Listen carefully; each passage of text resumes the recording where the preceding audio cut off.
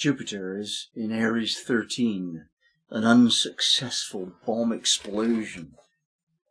Of course, this is a very controversial degree. It doesn't sound very wholesome, does it? Immature frustration.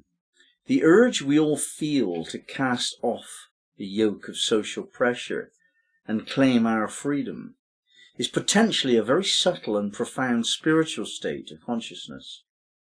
Yet, when it is expressed in a distorted way, as petulant rebelliousness, both spiritual authority and social approval are missing. It must fail, it should fail, and it does fail. So this is all about trying to change things hurriedly without due process. It will always fail when that happens. It's a sincere, if naive, step towards self-perfection. But when energy is allowed to flow freely, the outcome is ultimately already good. The position of Jupiter going through this degree suggests that we can find a way through which to grow by exploring this energy. And this energy is not only negative in the sense that it's a failure, but it's also has a negative connotation because it's a bomb exploding, which doesn't seem to be ever good. And yet Jupiter is there, so it's trying to expand our sense of how this might be good. And it does seem like this is a timely lesson because there's a lot of frustration in the world today. And much of it is immature, ill-directed, bound to fail. And yet the energy itself of standing up against a tyrant government, that must surely be good. We do have to find a way to control those in power above us if that control lacks humanity and justice. So it's a very tricky question here to try and balance the legitimate rebellious instinct we have against that kind of enslaving tyrannical energy that we so often feel that we're putting up with on the one hand, and on the other hand understanding that a bomb tends to have collateral damage. We tend to hurt innocent people. Even if we're attacking the wrongdoers with a bomb, it doesn't seem very spiritual to do that. And it begs the question of whether or not we have any legitimate right ever to do harm to another person. And this may well be a controversial question indefinitely. It's hard to resolve this one. On the one hand, you can say it is wrong to hurt other people. As a spiritual principle, it's just not Christian. However, it certainly was a part of the Vikings' spiritual principles and the Romans and the Greeks and so on. It's only become unpopular during the Christian era. It is not considered wrong to hurt someone else in some circumstances in different spiritual traditions. So there's no absolute morality here that's shared by everyone on the planet. The question of whether or not to hurt innocent people also arises on the face of this really obvious that you shouldn't.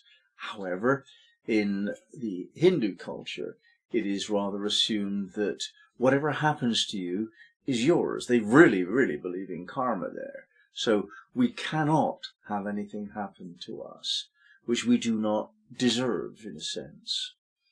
And therefore, you can't do anything to anyone other than what they deserve. So you're not actually responsible for somebody else's harm.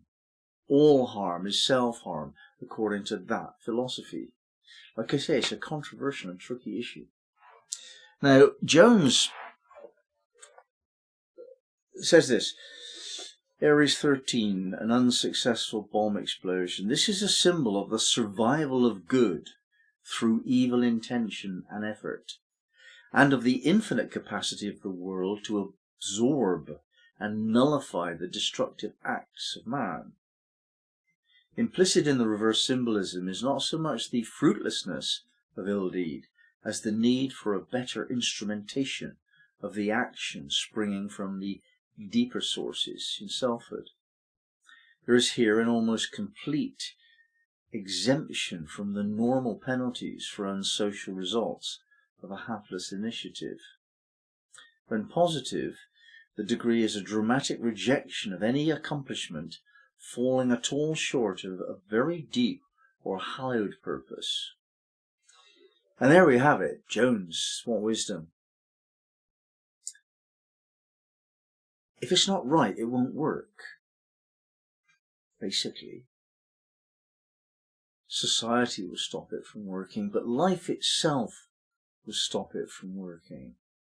If your purposes are not hallowed, if they're not sacred, if they're not in keeping with the soul's imperative, they won't work. They can be wrong or right, it doesn't matter, they just won't work. So we're encouraged only to do things which we find are in alignment with our sense of what is sacred. Now this is the Jupiter side. Jupiter is always looking for what is sacred in a situation. It's aligned with our approach to religion. And if we look at that word religion, it comes from the sense of tying us back into the universality of unity, binding us back into the cosmos. What takes us from this state of separateness back into a sense of belonging to all of it and to know that everything is one? What brings us back into that? That's called religion. Now the word has been corrupted to apply to certain formal religions with given names, scriptures and disciplines. That's an example of it. It tends not to work. People who follow those religions become obedient to the leaders of those religions that become power possessors and corrupted by that.